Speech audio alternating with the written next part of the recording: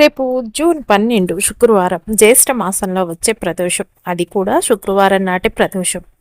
ఈ ఆకుతో పాటు ఈ తెల్ల బొబ్బర్లను కలిపి ఇంట్లో ఈ ప్రదేశంలో ఉంచటం వల్ల డబ్బు సంపద అన్నీ తమంతట తమగా వెతుక్కుంటూ వస్తాయని పండితులు అంటున్నారు.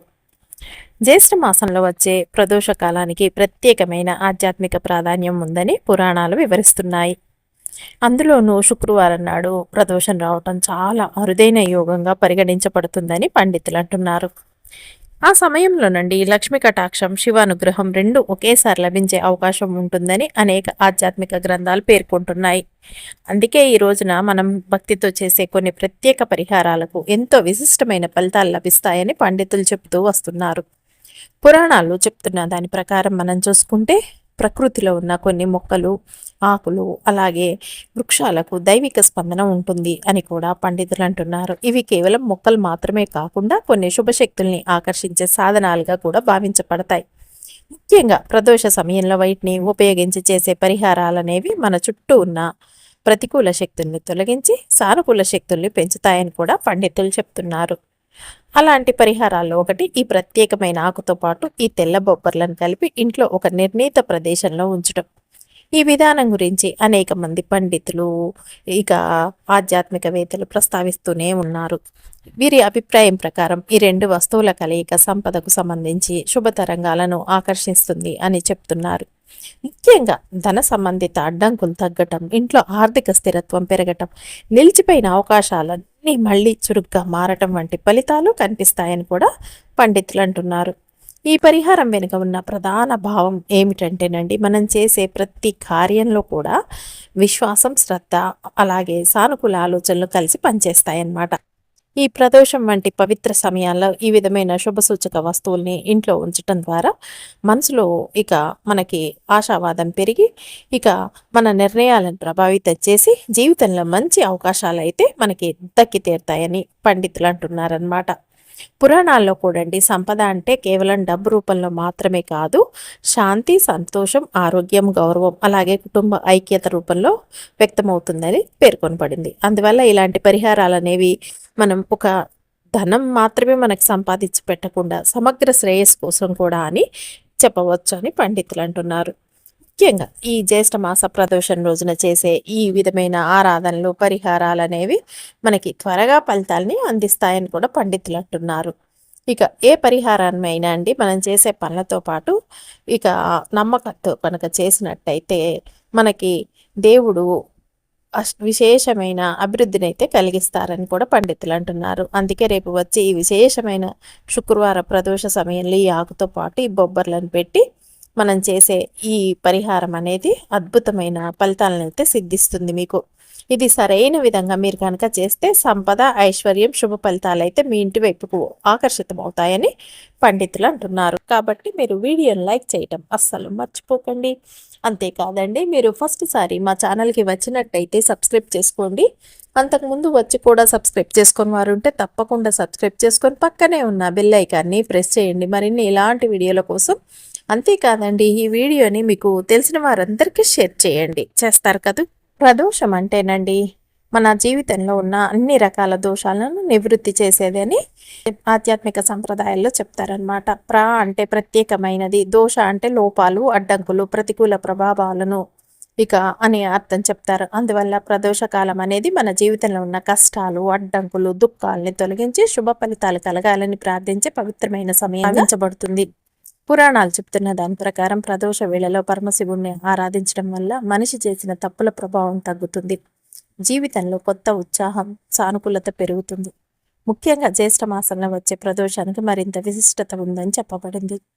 ఈ సమయంలో భక్తితో చేసే పూజలు, జపాలు, దానాలు, శుభ సంకల్పాలు ఎంతో పుణ్యఫలాన్ని అందిస్తాయని పండితులు అంటున్నారు. ఆ రకంగా అద్భుతమైన రోజు అనే చెప్పాలి. ఈ ప్రదోషం ఒక నెలలో పౌర్ణమి తర్వాత, అమావాస్య తర్వాత త్రయోదశి తిథి వస్తుంది కదా, అలా వచ్చే ఆ త్రయోదశి తిథియే ప్రదోషం. అందులోనూ ఈ త్రయోదశి తిథి వచ్చే ఆ ప్రదోష సమయం చాలా ముఖ్యమన్నమాట.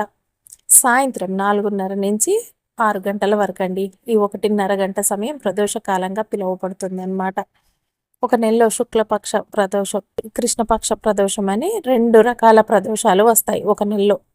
అందులో మనకు ఈ జూన్ 12 తేదీన ఈ ప్రదోషం వచ్చింది. ఈ నెలలో కృష్ణపక్ష ప్రదోషం అనమాట. దేవతలు అసురులు క్షీరసాగరాన్ని మదించినప్పుడు అక్కడి నుండి అలాహలం వెలువడిందనమాట. అలా వెలువడిన ఈ లోకాన్ని నాశనం చేసేందుకు భయంకరమైన విషయం నుండి మమ్మల్ని ఎలాగైనా కాపాడమని దేవతలు శివ భగవానుడి శరణం వేడుకున్నారనమాట. ఈ అఖిలత ప్రపంచాన్ని రక్షించటానికి శివుడు ఆ విషాన్ని తాగారు. ఆయన ఆ విషం తాగి విశ్వాన్ని రక్షించిన ఆ బంగారు సమయం ఉంది కదా, అదే ప్రదోష కాలం. ఈ సమయంలో ఆయన శరీరం సాధారణంగా ఉండేది, కానీ నీలం రంగులోకి మారింది. అందుకే ఆయన్ను నీలకంఠుడు అని పిలుస్తారు. ఈ ప్రదోష కాలంలో శివుడు వాహనమైన నంది చాలా ముఖ్యమైన వ్యక్తిగా పరిగణించబడతాడనమాట. శివుడు ఆనంద తాండవం చేసే ఆడేటప్పుడు నంది దేవుడి 2 కొమ్ముల మధ్య దేవతలు అలాగే ఋషులు నిలబడి శివ దర్శనం చేసుకున్నారని ఒక ఇతిహాసం ఉంది అని పండితులు అంటున్నారు. అందుకే ప్రదోష సమయంలో నంది యొక్క 2 కొమ్ముల మధ్య నిలబడి శివుని దర్శించుకోవటం చాలా ముఖ్యం అని కూడా పండితులు చెప్తున్నారు. మన కష్టాలు అలాగే మన కోరికలు నంది చెవిలో చెప్తే అది నేరుగా ఈశ్వరుడికి చేరుతుందని కూడా ఒక నమ్మకం అన్నమాట. ఈ ప్రదోష సమయంలోనండి శివుడికి నందికి మధ్య ఏంటంటే పచ్చి బియ్యం అంటే మామూలు బియ్యం అండి, గడ్డి, మారేడాకులు, ఆవు పాలు వీటితో అభిషేకం చేస్తారు. ఇలా చేయటం ద్వారా మన కర్మలు పాపాలు దోషాలన్నీ తొలగిపోతాయి అని, కొన్ని నెలలు మనకి అదృష్టము వస్తుంది అని ఈ చెప్తున్నారనమాట. అయితే కొన్ని నెలలుగా అండి మనకి అదృష్టవశాత్ ఏంటంటే ప్రదోషం శనివారాల్లో వస్తుంది. దాన్ని శని మహాప్రదోషంగా కూడా తీసుకుంటారనమాట. మరొక వైపు ఈ నెల మనకి జూన్ 12న వచ్చిన ఈ శుక్ర ప్రదోషం శుక్రవారం నాడు వచ్చిన దన్నమాట. దాంతో మనం శుక్ర అనే పదాన్ని చేర్చుకోవాలి. ఇప్పుడు ఈ ప్రదోషాన్ని శుక్రవారం రోజు వచ్చినందుకు శుక్ర ప్రదోషంగా మనం పరిగణనలోకి తీసుకొని శివుడిని పూజిస్తే ఇక ఈశ్వరుడు శుక్రుడి అనుగ్రహం అనేది మనకి కలుగుతుందని కూడా పండితులు చెప్తున్నారనమాట. అయితే ఈ ప్రదోషాన్నండి మీరు ఏం చేస్తారు అంటే ఈ సమయంలో మీరు అస్సలు మిస్ చేసుకోవద్దనమాట. ఏంటంటే ఇది మరుసటి రోజు శనివారం మధ్యాహ్నం 2 గంటలకు 12 వరకు ఉంటుందట. ఈ శుక్రవారం రోజు మొదలై ఈ ప్రదోష పూజను మీరేం చేస్తారంటే రేపు 4:30 నుంచి 6 గంటల వరకు సాయంత్రం చేయాలి. ఇక ఈ జూన్ 13వ తేదీ మధ్యాహ్నం కూడా మీరు చేసుకోవచ్చు కుదరని వారు, మధ్యాహ్నం లోపనమాట. శుక్రవారం నాడు ఈ ప్రదోష దోష సమయంలో శివుడికి పూజలు వ్రతాలు ఇవన్నీ చేయాలి. ఇక ఇతర దేవతల పూజల్ని తప్పించండి. ప్రదోష సమయంలో మీరు రేపండి శివుడిని గనక ప్రార్థిస్తే మీ జీవితంలో ఉన్న అన్ని అడ్డంకులు తొలగిపోయి శాంతి సుఖ సంతోషాలు పుడతాయి. రేపు మీరు వీలు చూసుకోనండి, ఒక్క పరిహారాన్ని చేస్తే సరిపోతుంది. మీరు గుడికి వెళ్ళి వచ్చిన తర్వాత ఇంట్లో అయినా ఈ పరిహారాన్ని చేసుకోవచ్చు అనమాట. సాయంత్రం 4:30 నుంచి 6 గంటల వరకు మీరు చేయవచ్చు. ఒకవేళ ఉద్యోగానికి వెళ్ళేవారైతే ఈ సమయంలో మీకు కుదరదు కాబట్టి 6 తర్వాత 7 తర్వాత అలా వస్తారు కదండి, అలాంటి వారు శుక్రహోరలో కూడా ఈ పరిహారాన్ని చేయవచ్చు. ఇక 3 సమయాల్లో ఈ శుక్రహోర వస్తుంది మనకి. ఉదయం 6 నుంచి 7, ఇక మధ్యాహ్నం 1 గంట నుంచి 2, రాత్రి 8 గంటల నుంచి 9 గంటల వరకు అండి. ఈ 3 సమయాలు కూడా శుక్రహోరనే కనుక ఈ సమయంలో అయినా మీరు ఈ తెల్ల బొబ్బర్లను తీసుకొని ఈ పరిహారాన్ని చేయాలి. ఈ తెల్ల బొబ్బర్లను మనం ఎందుకు తీసుకున్నాం అంటే ఈ తెల్ల బొబ్బర్లు అంటేనే శుక్రవారం రోజు కాబట్టి శుక్ర భగవానుడికి అనుకూలమైన రోజు. ఈ రోజున శుక్ర భగవానుడికి సంబంధించిన ధాన్యం ఏంటి అంటే తెల్ల బొబ్బర్లు అనమాట. అందుకే శుక్రవారం రోజున ఈ శుక్రహోరలో ఈ తెల్ల బొబ్బర్లను పూజలో పెట్టి మనం పూజ చేస్తే మన కుటుంబంలో మనకి లేదా మన కుటుంబ సభ్యులకు ఉన్న ఈ శుక్ర దోషాలు గ్రహ దోషాలన్నీ తొలగి ఈ శుక్ర గ్రహం యొక్క అనుగ్రహం అయితే మనకు కలుగుతుందని కూడా పండితులు అంటున్నారనమాట. ఇలా చేయటం వల్ల శుక్రుడి యొక్క అనుగ్రహం మనకి వదలకుండా నిలుస్తుంది. ఇక ఏంటంటేనండి అద్భుతమైన పరిహారం అనే చెప్పాలి ఈ తెల్ల బొబ్బర్లతో రేపు మనం చేసేది. ఇక మనము ఇప్పుడు ఈ పరిహారంలో ఉపయోగించే ఆకు ఏమిటంటే మనందరికీ గుర్తుకొచ్చేది బిల్వపత్రం అండి. ఈ ప్రదోష కాలంలో మనం బిల్వ ఆకులతో శివుణ్ణి నందిని పూజించినప్పుడు మన జీవితంలో తెలిసి కానీ తెలియక కానీ ఉన్న పాపాలు శాపాలన్నీ తొలగిపోతాయి. ఏ గ్రహ దోషం ఉన్నా సరే ఈ ప్రదోష సమయంలో బిల్వ పత్రాలతో అర్చన చేసినప్పుడు దాని ప్రభావం అనేది మనకి తగ్గుతుందన్నమాట. అలాంటి మహిమగల ఈ బిల్వ పత్రాలు ఒక 5 సంఖ్యలో తీసుకోవాలి. చాలామంది అదృష్టవశాత్ ఏంటంటే వారి ఇంటిలోనే బిల్వ వృక్షం ఉంటుంది. అలాంటి వారు శుక్రవారం ఉదయాన్నే 5 సంఖ్యలో 5 బిల్వ పత్రాలను కోసుకొని వచ్చి సిద్ధం చేసి పెట్టుకోండి. ఇంక ఈ బిల్వ వృక్షం దగ్గర లేని వారు ఏం చేస్తారంటే ప్రదోష సమయంలో నేరుగా శివాలయానికి వెళ్ళి అక్కడ శివాలయంలో గుడి ముఖద్వారం వద్ద తప్పకుండా బిల్వ ఆకుల్ని ప్యాక్ చేసి అమ్ముతారు కదండి. అలా ఒక ₹5 ప్రసాదంలాగా ఉంటుందన్నమాట. దాన్ని గుడికి సమర్పించి మీరు ఈ బిల్వ ఆకుల్ని కొనుక్కొని తీసుకొచ్చుకోండి. పరిహారంలోకి వెళ్లే ముందండి మనం ఒక అద్భుతమైన విషయాన్ని తెలుసుకొని పరిహారంలోకి వెళ్దాం. జగన్నాథుడు యముడికి ఇచ్చిన వరం ఏమిటి? భక్తులు 3వ మెట్టుపై ఎందుకు అడుగు పెట్టరో మీకు తెలుసా? పూరి జగన్నాథ ఆలయం ప్రపంచంలోనే ప్రసిద్ధి ఆలయాల్లో ఒకటి. ఈ ఆలయంలో ఇప్పటి వరకు ఎవ్వరూ ఛేదించలేని అనేక రహస్యాలున్నాయి. జగన్నాథ ఆలయంలో 3వ మెట్టు కూడా చాలా రహస్యమైనదిగా పరిగణించబడుతుంది. కనుక దేవాలయంలో 3వ మెట్టుకి సంబంధించిన రహస్యం గురించి మనం ఇప్పుడు ఈ వీడియోలో తెలుసుకుందాం. భారతదేశంలో చాలా పురాతనమైన రహస్యమైన దేవాలయాలు చాలా ఉన్నాయి. ఈ దేవాలయాల్లో ముడిపడి ఉన్న అనేక ప్రత్యేకమైన రహస్యాలు, అద్భుతాల కథలు ఉన్నాయి. దీనికి కారణంగా ప్రజలు ఈ దేవాలయాల గురించి ప్రత్యేకమైన నమ్మకాన్ని కలిగి ఉంటారు. అదేవిధంగా ఒరిస్సాలోని పూరిలో ఉన్న జగన్నాథ ఆలయంలో అనేక రహస్యాలు దాగి ఉన్నాయి. వాటిలో ఒకటి ఈ ఆలయంలో 3వ మెట్టుకు సంబంధించింది. ఈ ఆలయం జగన్నాథుడు అంటే శ్రీకృష్ణుడికి అంకితం చేయబడింది. శ్రీకృష్ణుడు నగరాన్ని జగన్నాథపురి అని పిలుస్తారు. ఈ ఆలయం హిందువులు 4 పవిత్ర స్థలాల్లో ఒకటి. బద్రీనాథ్, రామేశ్వరం, ద్వారకా, జగన్నాథ్ పురి. జగన్నాథ్ పురిని ఇలా వైకుంఠాపురంగా పరిగణిస్తారు. అదే సమయంలో ఈ ఆలయంలో 3వ మెట్టుపై కాలు పెట్టడం ఖచ్చితంగా నిషేధించబడింది. అయితే ఇది ఎందుకు చేస్తారో మీకు తెలుసా? దీని వెనుక ఉన్న కారణం ఏమిటి? ఇప్పుడు జగన్నాథ ఆలయంలోని 3వ మెట్టు రహస్యం ఏమిటో తెలుసుకుందాం. పురాణాల ప్రకారం జగన్నాథుడి దర్శనం చేసుకున్న తర్వాత ప్రజలు జీవితంలో చేసిన అన్ని పాపాల నుంచి విముక్తి పొందటం ప్రారంభం అయిందట. ఇదంతా చూసిన యమధర్మరాజు జగన్నాథుడిని వద్దకు చేరుకొని, ఓ ప్రభు, పాపాల నుంచి విముక్తి పొందటానికి మీరు భక్తులకు ఈ సరళమైన పరిష్కారాన్ని చెప్పారు అని అన్నాడట. నిన్ను దర్శించుకున్నంతనే ప్రజలు తమ పాపాల నుంచి సులభంగా విముక్తి పొందుతున్నారు, ఎవ్వరూ యమలోకానికి చేరుకోవటం లేదు అని. యమధర్మరాజు చెప్పిన మాటలు విన్న తర్వాత జగన్నాథుడు ఆలయ ప్రధాన ద్వారం వద్ద ఉన్న 3వ మెట్టుపై యమధర్మరాజుకి స్థానాన్ని ఇచ్చాడు. దీనినే యమశీల అని పిలుస్తారు. నన్ను దర్శించుకున్న తర్వాత వచ్చిన పుణ్యం ఈ 3వ మెట్టుపై అంటే యమశీలపై అడుగు పెడితే ఆ భక్తుడి పుణ్యమంతా కొట్టుకుపోయి యమలోకానికి వెళ్ళవలసి వస్తుంది అని చెప్పారు. ఈ 3వ మెట్టు ఎక్కడ ఉంటుందంటే జగన్నాథ ఆలయంలోని ఈ మెట్లకు మార్గం ప్రధాన ద్వారం నుంచి ఆలయం లోపలికి ప్రవేశించేటప్పుడు దిగువ నుంచి 3వ మెట్టును యమశీల అంటారు. దర్శనం కోసం ఆలయంలోకి ప్రవేశించేటప్పుడు మెట్లపై కాళ్ళు పెట్టవచ్చు. అయితే స్వామివారిని దర్శనం చేసుకున్న తర్వాత ఆలయం నుంచి తిరిగి వచ్చేటప్పుడు ఈ యమశీలపై కాళ్ళు పెట్టకూడదని సలహా ఇస్తారు.